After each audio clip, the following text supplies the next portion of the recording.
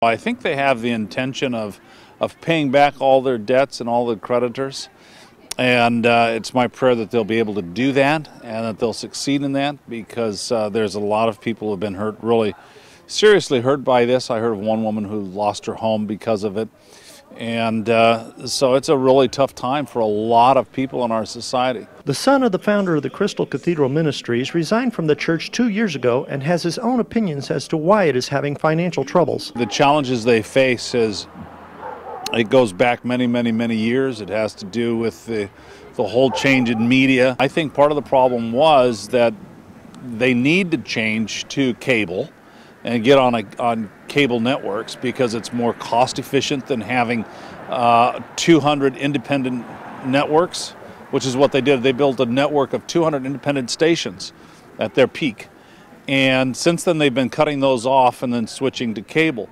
But in the process of that, it's very difficult to bring all the people who are almost ready to support the ministry, who've been watching for a long time, but aren't the very core. The very core follow them, but those who aren't quite there yet have a difficult time making that transition. Robert A. Schuller says he wanted to change the way the church gets its financing and is embarking on that project now. The history of Christian media has been always based upon asking for donations. The Crystal Cathedral started that way because they actually hired the actual individuals who funded Billy Graham crusades. They hired them, and because Billy Graham was one of the first people to take his message on television, and they hired them to show them how to create a financial model so that they could broadcast on television. It worked, and and it has been working for 70 years. The problem is the media has changed since 1970. There needs to be a new financial model. The model is commercially based, just like any other for-profit network that you see on television. And I have absolutely no reason to believe that it will not be extremely successful. What we have witnessed to date is that companies like Walmart and Geico and other companies, successful companies, wanted to support Christian media. They want to support family-friendly media.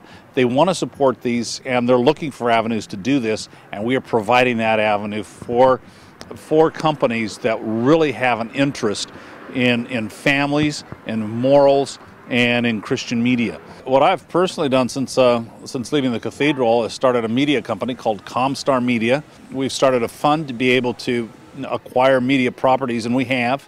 We've acquired 2 television networks. These are 24-hour, 7-day-a-week television networks. We also have Sirius radio station, channel 161, All Talk.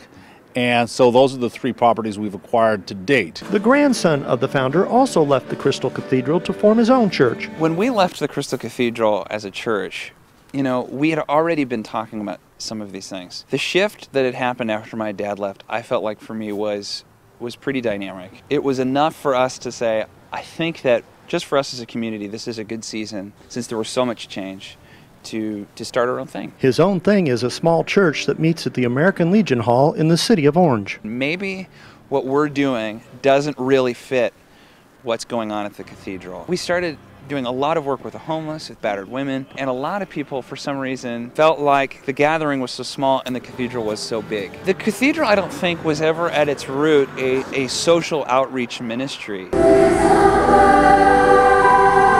While the Crystal Cathedral struggles to pay its debts, we face financial challenges too. The grandson keeps the family tradition of preaching going in a small way. We believe that the way Jesus led had nothing to do with tests, had nothing to do with approvals. He preaches, and when he's done preaching, he leads worship. He's a very talented young man, and I'm very proud of him, and I love listening to his sermons. He's a great preacher. We're looking at actually making him the very first preacher who comes and has a commercially sponsored, network-sponsored program. Mark Eades reporting for OCRegister.com.